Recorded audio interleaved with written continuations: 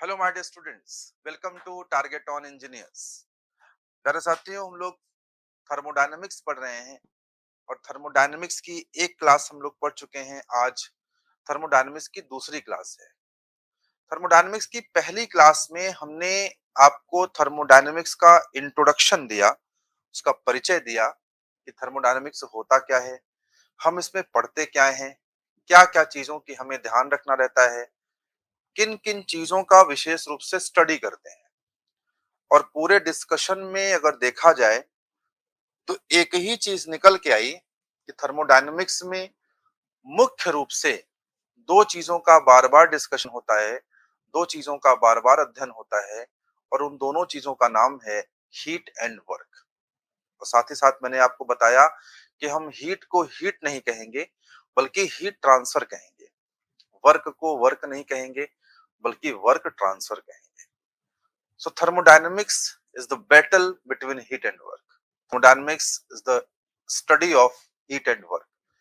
Heat and work न कह करके rather हम heat transfer और work transfer कहते हैं, ऐसा भी मैंने आपको बताया था। अब क्या है थर्मोडायनेमिक्स में हीट ट्रांसफर का रोल, क्या है थर्मोडायनेमिक्स में वर्क ट्रांसफर का रोल, इन तमाम सारे चीजों का स्टडी करते हुए हम लोग आगे बढ़ेंगे। आगे बढ़ने से पहले, थर्मोडायनेमिक्स के मेन कॉन्सेप्ट तक आने से पहले कुछ छोटी छोटी बातें हमें और जाननी चाहिए और जान लेनी चाहिए। अगर उन बातों की क्लैरिटी रहती है तो फिर ये चीजें, आगे की चीजें हमारे लिए और भी बहुत आसान हो जाएंगी। क्लियर बात है? जैसे मैं आपको बताऊं, मैंने पिछले टर्न पे आपको बताया कि हम थर्मोडायनेमिक्स में हम लोग मुख्य रूप से पढ़ते क्या है। थर्मोडायनेमिक्स में हम लोग मुख्य रूप से पढ़ते क्या है, तो मैंने आपको बताया कि मुख्य रूप से हम लोग पढ़ते हैं वर्क ट्रांसफर और मुख्य रूप से हम लोग पढ़ते हैं हीट ट्रांसफर। मैंने आपसे डिस्कस भी किया कि हम लोग बार बार हीट की बात करते हैं, बार बार हम लोग हीट की बात करते हैं, बार बार हम लोग हीट ट्रांसफर की बात करते हैं। थर्मोडायनेमिक्स में खूब सारी हीट पढ़ते हैं। थर्मोडायनेमिक्स में हीट एकदम बहुत इंपॉर्टेंट रोल में आता है, लीड रोल में रहता है। इन each and every class work transfer की तो बात करेंगे, लेकिन हीट की तो महिमा ही अपरंपार है। हीट की महिमा एकदम अपरंपार है थर्मोडायनामिक्स में। एकदम हीट में हो जाएंगे, हीटेड हो जाएंगे। इतना हीट पढ़ेंगे, इतना हीट पढ़ेंगे कि समझिए आप, हीटेड हो जाएंगे हम लोग। पहली क्लास से लेकर के आखिरी क्लास तक every day we will talk about heat. In each and every class we will talk about heat. ये समझ लीजिए आप, इतना हीट पढ़ेंगे। In each and every class we will talk about.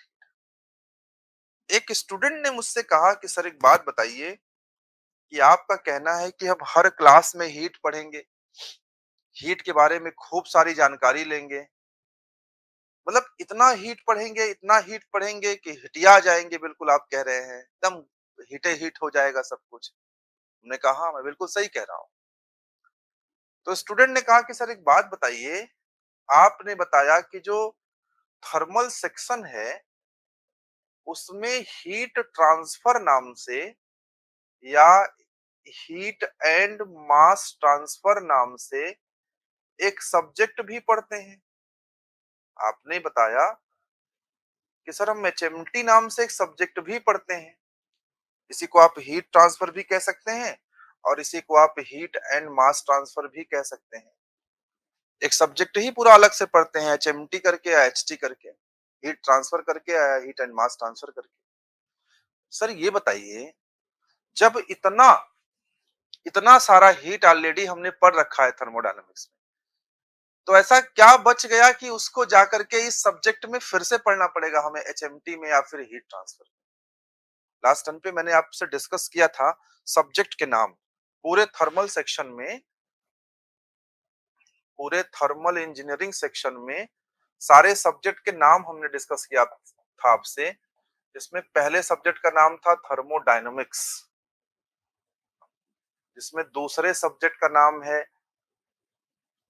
RAC, जिसमें तीसरे सब्जेक्ट का नाम है पावर प्लांट इंजीनियरिंग, जिसमें चौथे सब्जेक्ट का नाम है IC इंजन्स, जिसमें पांचवें सब्जेक्ट का नाम है HMT कह लीजिए। HMT मतलब heat and mass transfer.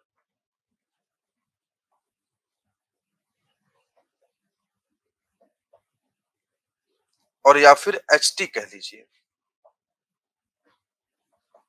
Heat transfer. ये पांच सब्जेक्ट के नाम मैंने आपको बताए थे लास्ट टाइम पे। जिन लोगों ने नहीं लिखा था वो चाहे तो लिख करके फिर से कंफर्म भी कर सकते हैं कि ये पांच सब्जेक्ट के नाम तो आपको पता होने ही होना चाहिए। इसमें कोई इशू वाली बात नहीं है। These are the 5 subjects. आप नोट कर चाहे एक बार सारे सब्जेक्ट।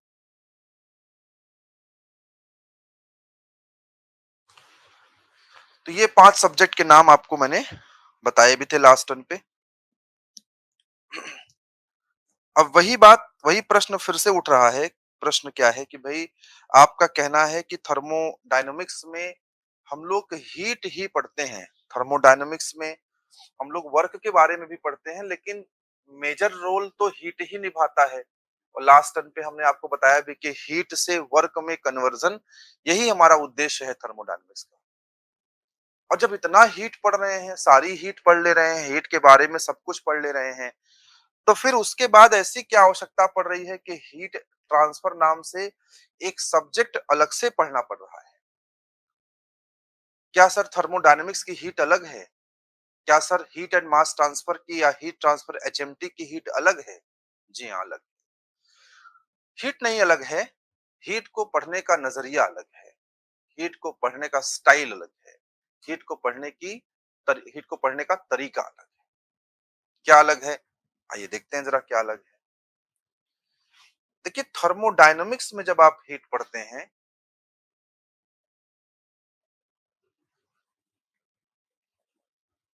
थर्मोडायनामिक्स में जब आप हीट पढ़ते हैं और जब आप HMT में हीट पढ़ते हैं, HMT मतलब हीट एंड मास ट्रांसफर।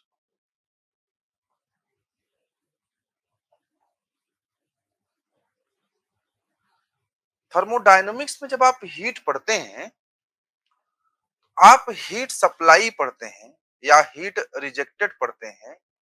और वो क्यू पढ़ते हैं, क्यू, क्यू हीट का सिंबल है। हीट को हम लोग क्यू सिंबल से डिनोट करते हैं। ये जो हीट है ये हीट सप्लाई भी हो सकता है, ये जो हीट है ये हीट रिजेक्शन भी हो सकता है। ये जो हीट आप पढ़ते हैं ये हीट सप्लाई भी हो सकता है और ये हीट रिजेक्शन भी हो सकता है। थर्मोडायनेमिक्स में जो हीट पढ़ते हैं, चाहे वो क्यू सप्लाई हो चाहे वो क्यू रिजेक्शन हो, लेकिन इसमें सिर्फ हम हीट का अध्ययन करते हैं। कितना अमाउंट ऑफ हीट है उसका अध्ययन करते हैं। हीट का मतलब यहां पर हम क्या लिखना चाहते हैं? Amount of heat.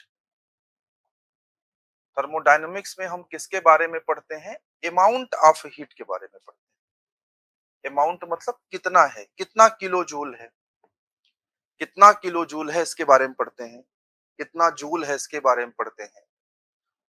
भाई हीट कहीं पे ट्रांसफर होगा तो क्यू के रूप में ट्रांसफर होगा, तो कितना जूल हीट ट्रांसफर हुआ उसके बारे में पढ़ते हैं। ठीक है ना? कितना किलो जूल हीट ट्रांसफर हुआ इसके बारे में पढ़ते हैं। ये सब कुछ हम कहाँ सीखते हैं? ये सब कुछ हम सीखते हैं थर्मोडायनामिक्स में।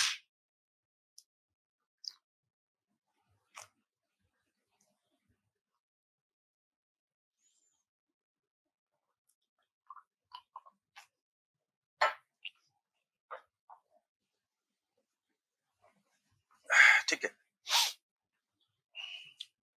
तो थर्मोडायनामिक्स में जो हम हीट सीखते हैं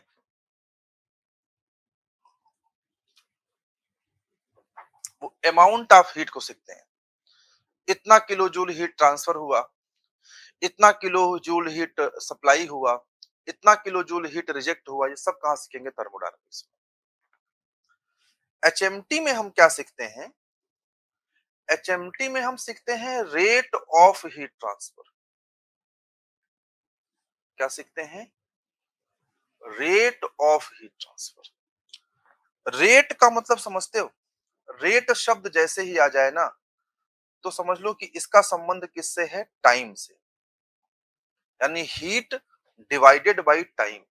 यानी यहाँ क्यू को पढ़ते हैं, अगर देखा जाए तो यहाँ क्यू बटे टाइम को पढ़ते हैं। क्यू माने जूल, टाइम माने सेकेंड।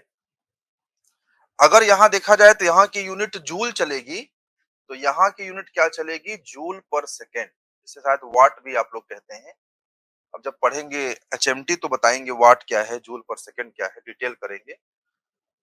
अभी मेरा उद्देश्य सिर्फ इतना बताना था कि आप ये जान पाए कि यार जब इतना सारा हम हीट ही पढ़ रहे हैं थर्मोडायनामिक्स में, तो फिर एचएमटी नाम से एक अलग सा सब्जेक्ट पढ़ने की आवश्यकता क्या पड़? तो क्या आवश्यकता है? मुझे लगता है इस एक्सप्लेनेशन से क्लियर हो गया होगा कि एचएमटी और थर्मोडायनामिक्स के हीट में क्या डिफरेंस है। जो थर्मोडायनामिक्स का हीट है, उसमें सिर्फ amount of heat supply, amount of heat rejection, amount of heat transfer या टोटल अमाउंट ऑफ हीट को पढ़ते हैं। लेकिन जो एचएमटी है या हीट एंड मास ट्रांसफर है, उसमें हम रेट को पढ़ते हैं। रेट समझते हैं?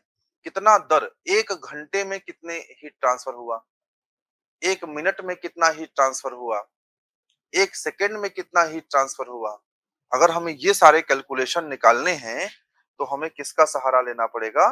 तो हमें सहारा लेना पड़ेगा एचएमटी का। जैसे कोई बॉडी का पार्ट है, कोई इंजन का पार्ट है, और हमें ये कैलकुलेट करना है कि पर सेकंड कितना हीट बाहर ट्रांसफर कर रहा है। तो जितना हीट बाहर ट्रांसफर कर रहा है पर सेकंड, उसके हिसाब से उसकी डिजाइन होनी है। आप सपोज करो कोई इंजन का पार्ट है।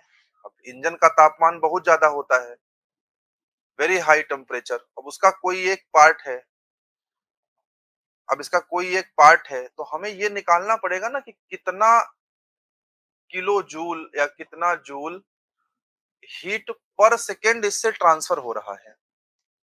कितना किलो जूल हीट पर सेकेंड इससे ट्रांसफर हो रहा है, ये तो हमें निकालना पड़ेगा ना।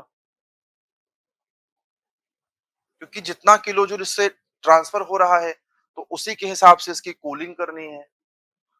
कितना हीट ये ट्रांसफर कर सकता है, कितना हीट इसमें बची रहेगी। जितना हीट इसमें बची रहेगी वही बताएगा कि इस मटेरियल की हीट बियर करने की, बर्दाश्त करने की क्षमता क्या है। और जो इस मटेरियल के हीट बियर करने की क्षमता है, बर्दाश्त करने की क्षमता है, तो फिर उसी प्रकार से मटेरियल लेंगे इस पार्ट को बनाने के लिए। अब जब उसी तरह से मटेरियल लेंगे, तो उस मटेरियल से किस तरह के डिजाइनिंग हो सकती है, ये भी उस पे ही बेस्ड है। यानी आप समझिए कि अगर आपको हीट ट्रांसफर का सही सही आइडिया ना हो, तो कई सारे इंजीनियर जो कि मटेरियल साइंस के इंजीनियर हैं, जो कि मशीन डिजाइन के इंजीनियर्स हैं, मटेरियल साइंस वाला बताएगा कि कौन सा मटेरियल लेना है, मटेरियल साइंस वाला। मशीन डिजाइन वाला बताएगा कि डिजाइनिंग कैसे करनी है। लेकिन ये सब कुछ, और आईसी इंजन वाला तो बताएगा ही कि भाई इंजन उसने बनाया है। मतलब ये सारे सब्जेक्ट भी तब आप ढंग से डील कर पाएंगे, ढंग से समझ पाएंगे, जबकि आपको हीट ट्रांसफर का सही सही आइडिया हो। अगर हीट ट्रांसफर का आपको सही सही आइडिया नहीं है कि कितना हीट ट्रांसफर हो रहा है, कितना हीट ट्रांसफर नहीं हो रहा है, पर सेकंड कितना हीट ट्रांसफर हो रहा है, तो आप ये किसी इंजन के कंपोनेंट के पार्ट की डिजाइन भी ठीक से नहीं कर पाएंगे। देखिए, this is the beauty of thermodynamics और थर्मल इंजीनियरिंग सेक्शन, कि एक सब्जेक्ट कितने सारे सब्जेक्ट से रिलेट करता है। और पूरी मैकेनिकल इंजीनियरिंग कहीं ना कहीं एक दूसरे पर डिपेंड करती है। ये भी एक लर्निंग, ये भी सीख आपको यहाँ से मिल रहा होगा। तो अगर आप चाहते हैं कि आपको मैकेनिकल इंजीनियरिंग पूरी तरह से आए, तो ये संभव नहीं है कि किसी एक विषय के बहुत ज्ञान लेकर के आप मैकेनिकल के अच्छे स्कॉलर बन जाएंगे। आपको मैकेनिकल के सारे सब्जेक्ट एक दूसरे से कहीं ना कहीं कोरिलेट है, इंटरलिंक्ड है। तो हर सब्जेक्ट पढ़ना पड़ेगा, तभी सारे सब्जेक्ट आपको समझ में आएंगे। तो खैर, ये हो गया आपका थर्मोडायनेमिक्स के बारे में जो डिस्कशन हमने किया कि भाई इसका एचएमटी में जिस हीट की हम बात करते हैं, थर्मोडायनेमिक्स में जिस हीट की हम बात करते हैं, हाउ इट इज डिफरेंट। अब देखिए हेडिंग बना हुआ है स्पेशलिटी ऑफ थर्मोडायनेमिक्स। थर्मोडायनेमिक्स की सुंदरता क्या है, स्पेशलिटी क्या है, खासपन क्या है इसका। थर्मोडायनेमिक्स की स्पेशलिटी क्या है? थर्मोडायनेमिक्स की स्पेशलिटी क्या है, ये बताने के लिए मैं आपको एक कहानी सुनाता हूं, एक स्टोरी सुनाता हूं। शायद उस स्टोरी से आप समझ पाएंगे कि थर्मोडायनेमिक्स की स्पेशलिटी क्या है। एक बड़ी फेमस कहावत है कि कुत्ते की पूंछ टेढ़ी होती है। बड़ी फेमस कहावत है। कहावत क्या है कि कुत्ते की पूंछ टेढ़ी होती है। सबने सुना होगा।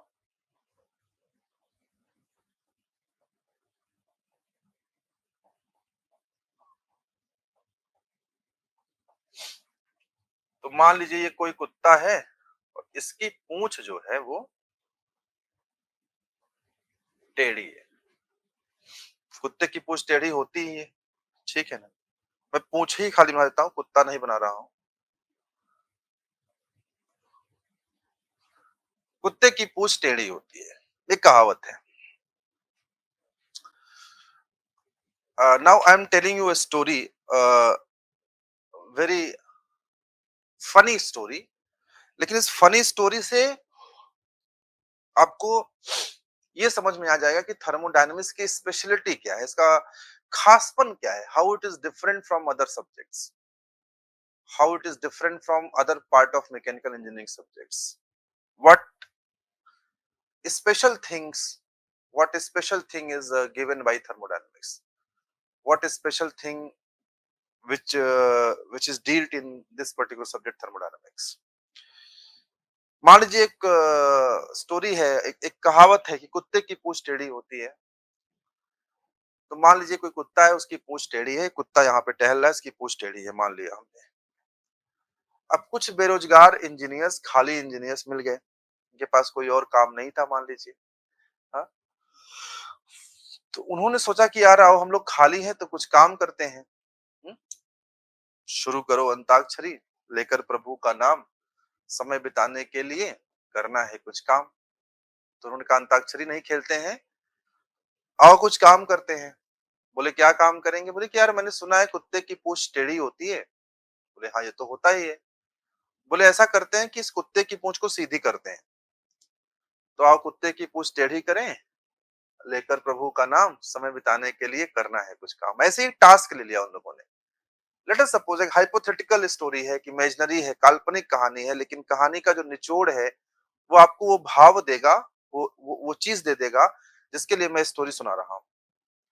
कि कुत्ते की पूंछ टेढ़ी होती है, सब लोग जानते हैं। तो एक काम किया जाए, तीन चार लड़के थे, उन्होंने कहा कि एक काम किया जाए कि कुछ नया करते हैं जीवन में, आओ इस कुत्ते की पूंछ को टेढ़ी से सीधी कर देते हैं। तो सबने कहा बहुत बढ़िया बात है ये तो, कैसे सीधी करेंगे आप?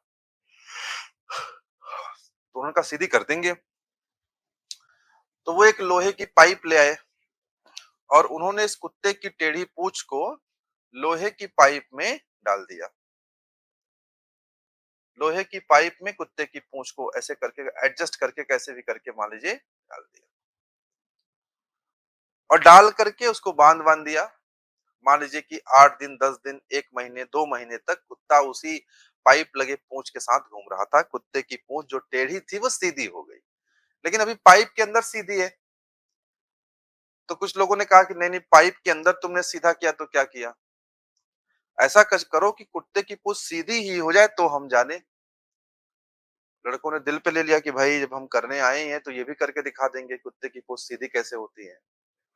कई दिनों तक, 4-6 महीने तक कुत्ते को पूंछ को उसको पाइप में रखा और एक दिन इस बात का निर्णय लिया गया कि भाई आज अब पाइप को निकाला जाए। और जैसे ही पाइप को निकाला तो उन लोग ने पाया कि कुत्ते की पूंछ एकदम सीधी हो गई थी। हाइपोथेटिकल कहानी है, बस खाली मजे लेने के लिए सुनिए और थर्मोडायनेमिक्स से कनेक्ट हो जाएंगे आप, ये मेरा दावा है। उन लोगों ने पाया कि जो कुत्ते की पूंछ थी वो क्या हो गई है, कुत्ते की जो पूंछ थी वो सीधी हो गई है। अब कुत्ते की पूंछ टेढ़ी नहीं है, बल्कि कुत्ते की पूंछ सीधी हो गई है। अब कुत्ता इधर उधर टहल रहा है अपनी सीधी पूंछ के साथ। भीड़ लग गई, मोहल्ले के सब लोग आ गए कि भाई ये तीन चार लड़के जो थे तो बेरोजगार बेचारे, कुछ काम नहीं कर रहे थे, लेकिन इन्होंने एक चीज करके दिखा दिया कि इस मुहावरे को ही गलत साबित कर दिया। कुत्ते की पूंछ टेढ़ी होती है, इस मुहावरे को ही इन्होंने क्या किया, गलत साबित कर दिया। कुत्ते की पूंछ सीधी भी हो सकती है, देखिए कुत्ता के साथ सीधी कुत्ते की पूंछ यहाँ दिख रही है। कुत्ता थोड़ी देर इधर उधर टहल रहा था, सब भीड़ लग गई, सब लोग देख के बड़े खुश कि प्रोजेक्ट सक्सेसफुल रहा इन लड़कों का। तभी अचानक से एक दूसरा कुत्ता भौंका, भौं भौं। जैसे ही भौं भौं किया किसी दूसरे कुत्ते ने, तीसरे कुत्ते ने, ये वाला कुत्ता जिसकी पूंछ टेढ़ी थी, सीधी हो गई थी, तुरंत फिर से टेढ़ी हो गई। उस कुत्ते को शायद ये रियलाइज हुआ कि भाई हमारी पूंछ तो टेढ़ी ही होती है, कैसे सीधी हो गई। जैसे ही एक दूसरे कुत्ते ने भौंका, ये वाला कुत्ता जिसकी पूंछ अब सीधी हो गई थी, उसकी पूंछ तुरंत क्या हो गई, टेढ़ी हो गई। तो उन तीन चार लड़कों की मेहनत पे पानी फिर गया। उनको लगा फालतू मेहनत करे यार, इतना समय बर्बाद किए, इतना टाइम दिए, और कुत्ते की पूंछ तो फिर से टेढ़ी की टेढ़ी हो गई। What is the moral of this story? इस कहानी से हमें शिक्षा क्या मिलती है? Moral of this story is कि never try to that work which is not possible. वो काम करने का प्रयास ही मत करिए जो संभव नहीं है, क्योंकि आप बहुत सारी एनर्जी, बहुत सारा समय उस काम में लगाएंगे, उस काम को संभव करने में लगाएंगे, लेकिन चूंकि वो चीज संभव ही नहीं है, तो आपकी एनर्जी, आपका काम, आपका समय सब बर्बाद हो जाएगा। Ultimately you will find the result equal to zero. So never try to do that work which is impossible. Never try to do that work which is impossible. वो करने का प्रयास कभी मत करिए जो संभव नहीं है। And thermodynamics is the subject which tell you what is impossible. Thermodynamics इकलौता ऐसा सब्जेक्ट है बेटा जो आपको बताएगा कि क्या संभव नहीं है, व्हाट इज इम्पॉसिबल, ये आपको बताएगा thermodynamics. This is the beauty of thermodynamics, this is the main beauty of thermodynamics, कि थर्मोडायनेमिक्स आपको वो बताता है क्या पॉसिबल ही नहीं है, क्या संभव ही नहीं है, तो आप उस डायरेक्शन में, उस दिशा में जाएंगे ही नहीं काम करने के लिए जो संभव ही नहीं है। भाई जो संभव ही नहीं है वो करने का प्रयास ही क्यों किया जाए भाई, जो है वो करने का प्रयास किया जाए ना। और ये केवल और केवल आपको बताता है थर्मोडायनेमिक्स। थर्मोडायनेमिक्स आपको बताएगा कि अगर आप हीट देंगे तो वर्क मिलेगा, अगर आप हीट देंगे तो वर्क मिलेगा, इसमें कोई दो राय नहीं है। लेकिन 100% वर्क कभी नहीं मिलेगा, 100% कन्वर्जन। थर्मोडायनेमिक्स बताता है कि हीट का वर्क में कन्वर्जन होता है, लेकिन 100% conversion is not possible. No doubt, no doubt conversion होता है हीट में वर्क का, but 100% conversion of heat into work is not possible. So thermodynamics is the subject which tells us what is not possible या what is impossible. ये thermodynamics है जो हमें बताता है कि क्या असंभव है, क्या संभव ही नहीं है। 100% work is not possible. Heat का फ्लो कहां से कहां होगा, किन किन परिस्थितियों में होगा, किन किन परिस्थितियों में नहीं होगा, ये बताता है थर्मोडायनेमिक्स। थर्मोडायनेमिक्स इकलौता ऐसा सब्जेक्ट है जो आपको बताता है कि क्या संभव ही नहीं है। और अगर आपको ये जीवन में या किसी विषय में, थर्मोडायनेमिक्स में, इंजीनियरिंग में ये ज्ञान हो जाए कि क्या संभव नहीं है, तो वो चीज करना बहुत आसान हो जाता है जो संभव है। इफ इट इज नोन कि यार क्या संभव नहीं है, ये नहीं हो सकता है, तो ये करना बहुत आसान हो जाएगा कि क्या हो सकता है। तो thermodynamics is the subject which tells you what is impossible. Interview में कोई आपसे पूछे, अगर आप पे कोई फैकल्टी टीचर पूछे, इंटरव्यूअर पूछे आपसे, can you tell me what is the importance of thermodynamics, बोलो यस। तो What is the specialty of thermodynamics? How it is different from other subject? What is the main beauty of thermodynamics? The main specialty, main beauty of thermodynamics is it tells what is impossible in engineering. ये हमें बताता है कि engineering में संभव क्या नहीं है और जो संभव नहीं है वो हम क्यों करें भाई। तो ये है थर्मोडायनेमिक्स की स्पेशलिटी। अब थर्मोडायनेमिक्स में आगे बढ़ने से पहले अगली क्लास से हम लोग थर्मोडायनेमिक्स के लगभग सारी जो ऑफिशियल स्टार्टिंग है उसके सारे पार्ट्स से हम पढ़ना स्टार्ट कर देंगे। उससे पहले कुछ छोटी छोटी मगर मोटी बातें जाननी आवश्यक हैं इस सब्जेक्ट के लिए। कुछ हम लिखा है important points about thermodynamics. Thermodynamics से संबंधित कुछ महत्वपूर्ण बातें, महत्वपूर्ण मतलब वेरी इंपॉर्टेंट पॉइंट्स। पहली बात क्या कहा जा रहा है, ध्यान से पढ़िए कि thermodynamics based upon observations of common experiences which have been formulated into thermodynamic law। ये मेरे टाइपिस्ट साहब ने मिस्टेक कर दिया है, यहां लो नहीं लॉ होगा या लॉज होगा, नियम। पहले पॉइंट में ये कहा जा रहा है बेटा कि थर्मोडायनेमिक्स जो सब्जेक्ट है एक्चुअली वो किसी मैथमेटिकल प्रूफ पे डिपेंड नहीं करता, मैथमेटिक्स पे डिपेंड नहीं करता है, गणितीय प्रमाणों पे डिपेंड नहीं करता है। तो थर्मोडायनेमिक्स सब्जेक्ट है, it is the science of, it is based on the observations of common experiences.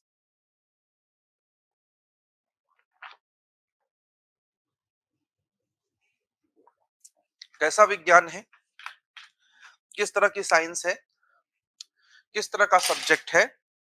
ये ऐसा सब्जेक्ट है जो ऑब्जर्वेशन पे डिपेंड करता है। ऑब्जर्वेशन मतलब प्रयोगों पर, एक्सपेरिमेंट किया, सामने जो दिख रहा है तो वो ऑब्जर्वेशन आप लेंगे, इसमें मैथमेटिक्स नहीं है। Thermodynamics is based on the observation. Common experiences, common experiences मतलब वही एक्सपेरिमेंट के द्वारा जो एक्सपीरियंस मिलता है, और जो एक्सपीरियंस मिलता है, जो एक्सपीरियंस मिलता है उसे हम थर्मोडायनेमिक्स के लॉ के रूप में कन्वर्ट करते हैं। जहां नियम चलता है ना वहां मैथमेटिक्स नहीं चलती। तो थर्मोडायनेमिक्स में बहुत मैथमेटिक्स नहीं चलेगी, नियम बहुत सारे चलेंगे। पूरी की पूरी थर्मोडायनेमिक्स कुछ नियमों पर ही डिपेंड करती है, यहाँ बहुत मैथमेटिक्स नहीं चलने वाली है, लेकिन यहाँ नियम खूब चलने वाले हैं। So thermodynamics is the science which is based on the observation, which is based on the experiments, which is not based on the mathematics। और मैथमेटिक्स पे नहीं डिपेंड करता, ऑब्जर्वेशन पे डिपेंड करता है, एक्सपीरियंसेस पे डिपेंड करता है, प्रयोगों पे डिपेंड करता है, एक्सपेरिमेंट्स पे डिपेंड करता है। और ये सारे ऑब्जर्वेशन को लेकर के ये ऑब्जर्व किया, ये ऑब्जर्व किया, ये ऑब्जर्व किया, ये ऑब्जर्व किया, ये सब कुछ ऑब्जर्व करके हमने बना दिया है लॉ, जिसका नाम रखा है हमने थर्मोडायनामिक लॉ। थर्मोडायनामिक लॉ या थर्मोडायनामिक्स लॉज, ये सब हमने बनाया है। ये कहां से बना है? ये ऑब्जर्वेशन से बना है। कहां से बनाया हमने? ऑब्जर्वेशन से। ये हुआ, ये हुआ, ये हो रहा है, ये हो रहा है, ये हो रहा है, कोई मैथमेटिक्स नहीं लगाई। अगर ये हो रहा है तो ऐसा होगा, एक लॉ बन गया। तो थोड़ा सा डिस्कशन मैं थर्मोडायनेमिक्स के लॉ के ऊपर करना चाहता हूं। थर्मोडायनेमिक्स में जो पहला लॉ आया या पहला लॉ जो हम लोग पढ़ते हैं वो है जीरोथ लॉ।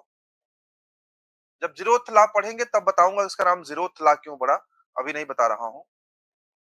दूसरा आता है फर्स्ट लॉ ऑफ थर्मोडायनेमिक्स। तीसरा लॉ आता है आपका सेकेंड लॉ ऑफ थर्मोडायनेमिक्स। और चौथा लॉ आता है आपका थर्ड लॉ ऑफ थर्मोडायनेमिक्स। चार लॉ हैं कुल मिलाकर के थर्मोडायनेमिक्स में, zeroth law, first law, second law and third law. वो सारे ऑब्जर्वेशन को कलेक्ट करके एक लॉ बनाया गया, इसको जीरोथ लॉ बोला गया। फिर बहुत सारे ऑब्जर्वेशन को कलेक्ट करके एक लॉ बनाया गया, इसको फर्स्ट लॉ बोला गया। फिर बहुत सारे ऑब्जर्वेशन को कलेक्ट करके एक लॉ बनाया गया, इसको सेकंड लॉ बोला गया, इसको थर्ड लॉ बोला गया। गिनती 1 2 3 4 क्यों नहीं हुई, 0 1 2 3 क्यों हुई, जब जीरोथ लॉ पढ़ाऊंगा समझाऊंगा वहां पे। लेकिन कुछ बातें यहां मैं आपको समझाना चाहता हूं। थर्मोडायनेमिक्स का कौन सा लॉ किसके बारे में बात करता है, इससे जेई में कुछ सवाल आते हैं। जैसे अगर मैं जीरोथ लॉ की बात करूं, अगर मैं जीरोथ लॉ की बात करूं, तो एग्जामिनेशन में क्वेश्चन पूछता है कि जीरोथ लॉ किस पर बेस्ड है, ये क्या बात करता है। तो आप लिखना, जीरोथ लॉ बेस्ड है थर्मल इक्विलिब्रियम पर। किस पर बेस्ड है? Thermal equilibrium. अब थर्मल इक्विलिब्रियम का मतलब होता है T1 बराबर T2।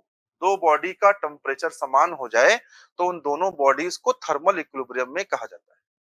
जैसे मान लो ये बॉडी है, इसका टेम्परेचर T1 है, ये बॉडी है, इसका टेम्परेचर T2 है। अगर ऐसा कुछ करें कि T1 बराबर T2 हो जाए तो उसे थर्मल इक्विलिब्रियम कहा जाएगा। जीरोथ लॉ थर्मल इक्विलिब्रियम के बारे में ही बात करता है। जीरोथ लॉ की सहायता से आप टेम्परेचर मेजरमेंट कर सकते हैं। क्या कर सकते हैं? टेम्परेचर मेजरमेंट कर सकते हैं। और टेम्परेचर को मेजरमेंट करने के लिए जिस डिवाइस का इस्तेमाल आप करते हैं, जिस इंस्ट्रूमेंट का इस्तेमाल आप करते हैं, उसका नाम है थर्मोमीटर। थर्मोमीटर। तो सवाल इसमें से कुछ भी आ सकता है। मैं चूंकि पढ़ा रहा हूं तो आपको मैं जेई के सवालों का थोड़ा सा हिंट देते चलना चाहता हूं। जीरोथ लॉ किस पर बेस्ड होता है? थर्मल इक्विलिब्रियम में। ये जेई का एक सवाल बन सकता है। थर्मल इक्विलिब्रियम होता क्या है? T1 बराबर T2। ये जेई का एक सवाल बन सकता है। जीरोथ लॉ में क्या करते हैं? टेम्परेचर मेजरमेंट की बात करते हैं। ये जेई का एक सवाल बन सकता है। टेम्परेचर मेजरमेंट किससे करते हैं? थर्मोमीटर से करते हैं। ये जेई का एक सवाल बन सकता है। ठीक है ना? तो हम जेई के कुछ सवालों कैसे बनते हैं उनको भी डिस्कस करते हुए आगे बढ़ रहे हैं। अब इसी तरह से अगर हम फर्स्ट लॉ की बात करें कि फर्स्ट लॉ का क्या सीन है भाई, फर्स्ट लॉ का क्या सीन है? First law of TD, first law of thermodynamics, इसका क्या सीन है? फर्स्ट लॉ ऑफ थर्मोडायनेमिक्स का क्या सीन है? फर्स्ट लॉ ऑफ थर्मोडायनेमिक्स का ये सीन है कि first law of thermodynamics energy conservation के बारे में बात करता है। एनर्जी कंजर्वेशन प्रिंसिपल के बारे में बात करता है। एनर्जी कंजर्वेशन प्रिंसिपल के बारे में बात करता है। ये जेई का एक प्रश्न बन सकता है। फर्स्ट लॉ ऑफ थर्मोडायनेमिक्स एक प्रॉपर्टी के बारे में भी बात करता है। देखो, जीरोथ लॉ भी एक प्रॉपर्टी के बारे में बात कर रहा है। टेम्परेचर एक प्रॉपर्टी ही है। ये भी जेई में पूछ सकता है। और फर्स्ट लॉ किसके बारे में बात कर रहा है? वो प्रॉपर्टी का नाम है इंटरनल एनर्जी। क्या नाम है? Internal energy. तो फर्स्ट लॉ से जेई के दो सवाल ये भी बन जाते हैं कभी कभी। ऐसे ही सेकेंड लॉ पे सवाल बन सकते हैं। ऐसे ही ये मैं आपको अभी पढ़ा नहीं रहा हूं, अभी डिटेल में सब पढ़ाऊंगा। जस्ट डिस्कशन हुआ है तो यहां चल देते हैं थोड़ा सा। सेकेंड लॉ किस प्रॉपर्टी की बात करता है? एंट्रोपी की बात करता है। एंट्रोपी की बात करता है सेकेंड लॉ। तो अगर आप सारे लॉ को देखिए, मुख्य से तीन लॉ को देखिए, अगर आप, जो मुख्य तीन लॉ हैं भी, जीरोथ लॉ, फर्स्ट लॉ और सेकेंड लॉ, ये मुख्य रूप से तीन लॉ हैं। अगर इन तीनों के बारे में हम बात करें तो जीरोथ लॉ जिस प्रॉपर्टी को जन्म देता है उसका नाम है टेम्परेचर। फर्स्ट लॉ जिस प्रॉपर्टी को जन्म देता है उसका नाम है इंटरनल एनर्जी। और सेकेंड लॉ जिस प्रॉपर्टी को जन्म देता है उसका नाम है एंट्रोपी। आपने कहा सर हमें तो यही नहीं मालूम कि प्रॉपर्टी क्या होती है। अभी तो आपने यही नहीं पढ़ा है कि प्रॉपर्टी असल में होती क्या है। पढ़ाएंगे। ये नॉलेज थोड़ी दे रहा हूं, ये अवेयरनेस क्रिएट कर रहा हूं। नॉलेज अलग चीज है, अवेयरनेस अलग चीज है। जस्ट अवेयर तो होइए पहले कि टेम्परेचर, इंटरनल एनर्जी, एंट्रोपी, नाम तो सुन लीजिए, दिमाग में नाम बैठने तो लगे। फिर वो क्या होता है उसका डिटेल नॉलेज तो दूंगा ही दूंगा। समझ में आ रहा है? तो ये है आपका, ये सब प्रॉपर्टीज हैं। बहुत डिटेल में जानेंगे कि प्रॉपर्टीज होती क्या है, बहुत डिटेल में जानेंगे। प्रॉपर्टी कितने प्रकार की होती है, इंटेंसिव प्रॉपर्टी कौन सी, एक्सटेंसिव कौन सी, सब जानेंगे डिटेल में। लेकिन ये वो छोटी सी छोटी बातें हैं, छोटी छोटी बातें हैं जो आपके दिमाग में थोड़ी सी फिट करनी जरूरी है।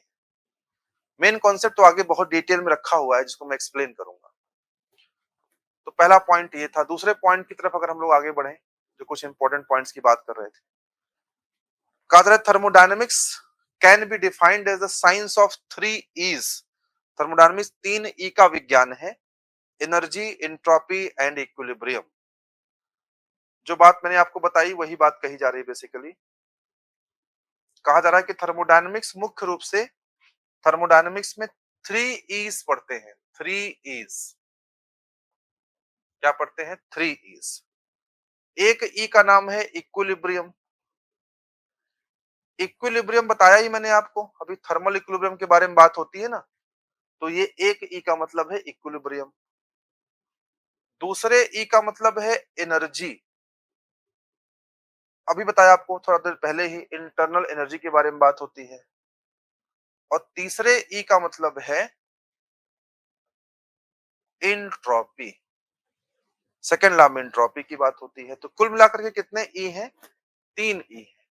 एक इक्विलिब्रियम है, एक एंट्रोपी है, एक एनर्जी है। इन सब के बारे में बात होती है थर्मोडायनेमिक्स में। साइंस ऑफ 3 E's भी कह सकते हैं। ठीक है ना? उसके बाद देखिए तीसरा जो पॉइंट है, 2 पॉइंट डिस्कस किया हमने इसमें इंपॉर्टेंट पॉइंट में। तीसरा पॉइंट जो है उसको पढ़िए ध्यान से। इसमें थर्मोडायनेमिक्स के एप्लीकेशन की बात कर रहा है कि क्या क्या इसके एप्लीकेशन है, कहां कहां इसके अनुप्रयोग होते हैं। The application of thermodynamics laws and principle are found in all the field of energy technology. कोई भी एनर्जी है, टेक्नोलॉजी है, लगभग सभी जगहों पर थर्मोडायनेमिक्स का प्रिंसिपल का, उसके लॉ का, उसके नियमों का एप्लीकेशन होता है। पहला लिखा है पावर प्रोड्यूसिंग डिवाइसेस में। थर्मोडायनेमिक्स में हम बहुत सारी पावर प्रोड्यूसिंग डिवाइसेस पढ़ते हैं। पावर प्रोड्यूसिंग डिवाइसेस यानी वो डिवाइसेस जो पावर को जनरेट करती हैं, पावर को उत्पन्न करती हैं, पावर को पैदा करती हैं। जैसे आईसी इंजन है, आपकी मोटर बाइक, गाड़ी चलाते हैं आप ना, वो भी तो पावर प्रोड्यूस करती है तब तो गाड़ी चलती है। गैस टरबाइन है, स्टीम पावर प्लांट है, न्यूक्लियर पावर प्लांट है। पावर प्रोड्यूसिंग डिवाइसेस को हम लोग कभी कभी पॉजिटिव डिवाइसेस भी कहते हैं। पॉजिटिव डिवाइसेस क्यों कहते हैं? क्योंकि पॉजिटिव काम कर रही हैं, पावर प्रोड्यूस कर रही हैं। या आप कुछ प्रोड्यूस कर रहे हैं तो आप पॉजिटिव काम कर रहे हैं, और आप कुछ प्रोड्यूस नहीं कर रहे हैं, केवल खा रहे हैं, तो आप नेगेटिव काम कर रहे हैं। तो थर्मोडायनेमिक्स में हम पॉजिटिव डिवाइसेस को भी पढ़ते हैं, नेगेटिव डिवाइसेस को भी पढ़ते हैं। पावर प्रोड्यूसिंग वाले को भी पढ़ते हैं और पावर कंज्यूमिंग वाले को भी पढ़ते हैं। दोनों ही पढ़ते हैं लोग थर्मोडायनेमिक्स में। तो पावर प्रोड्यूसिंग और पावर कंज्यूमिंग दोनों पढ़ते हैं। पावर कंज्यूमिंग में क्या पढ़ते हैं देखिए जरा। इसका एग्जांपल क्या है? फैन है, ब्लोअर्स हैं, कंप्रेशर हैं। ये सब क्या होता है, कंप्रेशर क्या है, बहुत डिटेल में पूरा चैप्टर ही पढ़ेंगे पावर प्लांट इंजीनियरिंग में कंप्रेशर के बारे में। बस यहाँ केवल अवेयरनेस।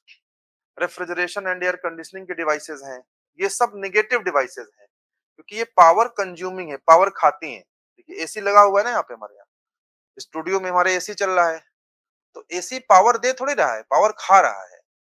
इलेक्ट्रिसिटी इसको चाहिए, तो इलेक्ट्रिसिटी को हम पेमेंट करेंगे, बिल देंगे, तब तो इलेक्ट्रिसिटी इसको मिलेगी।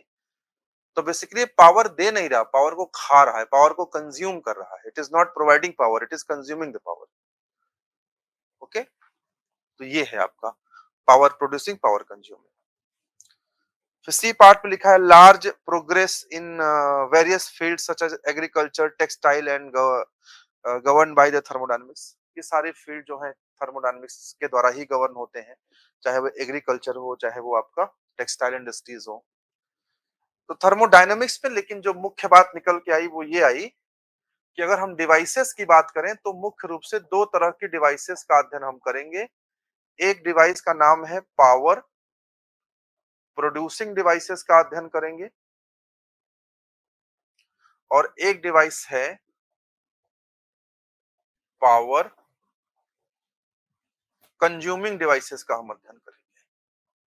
पावर प्रोड्यूसिंग का मतलब है कि यहां पर ये वर्क देगा, ये वर्क देगा, और पावर कंज्यूमिंग का मतलब है कि यहां पर ये वर्क को लेगा। ठीक है ना? तो ये पावर प्रोड्यूसिंग है, ये पावर कंज्यूमिंग है। चौथा पॉइंट देखिए, 3 पॉइंट पढ़े थे, चौथा पॉइंट देखिए। चौथा पॉइंट कह रहा है कि thermodynamics is an axiomatic science. Thermodynamics के लिए एक नाम यूज होता है, एक्जियोमेट्रिक साइंस। एक्जियोमेट्रिक, ये एक्जियोमेट्रिक क्या है भाई? लिखा है खुद ही, एक्जियोमेट्रिक का मतलब क्या है? which deals with the relation among heat and work and properties of the system which are in equilibrium. It describes state and changes in the state of the system. Thermodynamics को हम लोग एक्जियोमेट्रिक साइंस कहते हैं, और एक्जियोमेट्रिक science का मतलब होता है कि बेसिकली इसमें तमाम सारी चीजों का तो हम अध्ययन करते हैं, प्रॉपर्टी ऑफ सिस्टम का अध्ययन करते हैं, हीट का अध्ययन करते हैं, वर्क का अध्ययन करते हैं, लेकिन इन सबको हम फॉर्मूले की सहायता से, इन सबको हम लॉज की सहायता से, नियमों की सहायता से पढ़ते हैं, कॉमन एक्सपीरियंसेस की सहायता से पढ़ते हैं, ऑब्जर्वेशंस की सहायता से पढ़ते हैं, एक्सपेरिमेंटल नॉलेज से लेते हैं। हम यहाँ पर किसी प्रकार का कोई मैथमेटिकल प्रूफ नहीं लेते। तो जहां कोई मैथमेटिकल प्रूफ नहीं होता उसे हम लोग एक्जियोमेट्रिक साइंस के रूप में बोलते हैं। तो थर्मोडायनेमिक्स को कई बार लोग क्या बोलते हैं? Axiomatic science. ठीक है ना? पांचवा पॉइंट लिखा है कि this science is based on the experimental observation, इसीलिए इसे एक्जियोमेट्रिक साइंस कहा जाता है। There is no mathematical proof of the zeroth law, first law, second law and third law. दुनिया में zeroth law, first law, second law, third law का कोई गणितीय प्रमाण नहीं है, कोई मैथमेटिकल प्रूफ नहीं, कोई मैथमेटिकल प्रूफ नहीं है इन सारे लॉ का। ये जो है थर्मोडायनेमिक्स में केवल सिद्धांतों पे डिपेंड करता है, ये ऑब्जर्वेशन पे डिपेंड करता है, ये कोई गणितीय प्रमाणों पर डिपेंड नहीं करता है। यही थर्मोडायनेमिक्स का ब्यूटी है। तो these are the things which are important for basic concept of thermodynamics. Thermodynamics का परिचय हमने ऑलमोस्ट कर लिया है, बहुत अच्छे से 2 क्लास में परिचय कर लिया है। When we will meet in the next class, we will discuss about the pillars of thermodynamics, basic things of thermodynamics। अब अगली क्लास में जो बातचीत शुरू होगी हमारी, वो थर्मोडायनेमिक्स एक ऑफिशियल रूप से स्टार्ट हो जाएगा, और बात शुरू होगी सिस्टम से। जब हम कोई भी चीज पढ़ते हैं तो हम उसका सिस्टम बनाते हैं, कोई भी काम करते हैं तो उसका सिस्टम बनाते हैं। तो थर्मोडायनेमिक्स में भी एक सिस्टम बना हुआ है, जिसका कायदे से देखा जाए तो नाम थर्मोडायनेमिक सिस्टम है, लेकिन इसको सामान्यतः हम सिस्टम ही कहते हैं। सिस्टम के बाद हम बात करेंगे नेक्स्ट टर्न पे सराउंडिंग्स के बारे में। सराउंडिंग्स, सराउंडिंग्स मतलब सिस्टम के बाहर की चीज।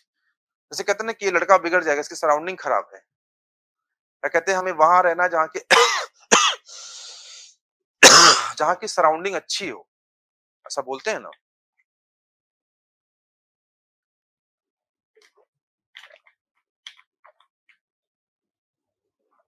तो सिस्टम के बाद हम किसका अध्ययन करेंगे? सराउंडिंग्स का। सराउंडिंग्स के साथ साथ एक कॉन्सेप्ट आता है बाउंड्री का, और एक कॉन्सेप्ट आता है यूनिवर्स का। थर्मोडायनेमिक्स को पढ़ने के लिए ये 4 चीजों को पढ़ना आवश्यक है। बिना इन चारों को पढ़े हम थर्मोडायनेमिक्स को नहीं पढ़ सकते। खास तौर पे सिस्टम का पढ़ना तो बहुत आवश्यक है। सिस्टम हर जगह आपको मिलेगा, और सिस्टम तो वैसे ही हर जगह है। कहते हैं ना कि इनके घर का तो सिस्टम ही खराब है। हाँ? इस कोचिंग का सिस्टम बड़ा अच्छा है, टारगेट ऑन कोचिंग का सिस्टम बड़ा अच्छा है, एमएमसी कोचिंग का सिस्टम बड़ा अच्छा है। कहते हैं कि यार उनके यहाँ, हमारे यहाँ पॉलिटिक्स का सिस्टम ही खराब है। कहते हैं ना कि फलाने जगह का सिस्टम अच्छा करना है भाई। सिस्टम एक ऐसी चीज है that is present everywhere, and if it is present everywhere तो थर्मोडायनेमिक्स में ही प्रेजेंट होगा। तो जो चीज सब जगह प्रेजेंट है, निश्चित रूप से वो थर्मोडायनेमिक्स में ही प्रेजेंट रहेगी। एंड नेक्स्ट टर्न पे हम उसके प्रेजेंट होने के सबूत को ढूंढने का प्रयास करेंगे, and how it is important for thermodynamics, ये भी आपको रियलाइज होगा। तो नेक्स्ट टर्न पे हम लोग मिलेंगे तो सिस्टम के बारे में बहुत सारे डिस्कशन करेंगे, सिस्टम को पढ़ेंगे, टाइप्स ऑफ सिस्टम को पढ़ेंगे, और थर्मोडायनेमिक्स की गाड़ी जो है वो आगे बढ़ चलेगी। आज के लिए इतना ही बच्चों। आज की क्लास को मैं यहीं पे कंक्लूड करता हूँ। Hope you people are enjoying the concept of thermodynamics. आपको मजा आ रहा होगा, और ऐसे ही एंजॉय करते रहिए, मेहनत करते रहिए। मेहनत का कोई विकल्प नहीं है, no substitute of hard work. परिश्रम करिए, अपने परिश्रम और अपनी इच्छा शक्ति से जीवन में आप वो सब कुछ हासिल कर सकते हैं, जो हासिल करने का सपना आपने या आपके माँ-बाप ने या आपको चाहने वालों ने देखा है। मेरी बहुत शुभकामनाएँ हैं, अगली क्लास में मिलते हैं, तो फिर कुछ बातें करेंगे। आज के लिए इतना ही। Thank you so much. Bye bye. जय हिंद।